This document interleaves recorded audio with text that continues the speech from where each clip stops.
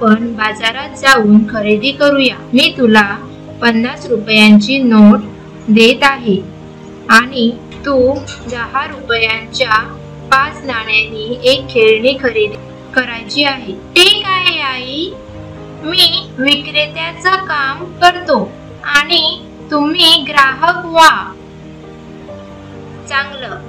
विक्रेता, हे खेळणे किती किमतीचे आहे? 5 रुपये. ठीक आहे, कृपया 5 रुपयांची नाणी द्या.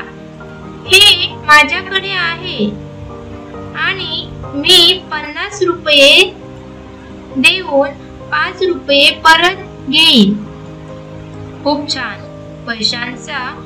पैशांच्या व्यवहाराची उत्तम समजून घेणं खूप महत्त्वाचं आहे.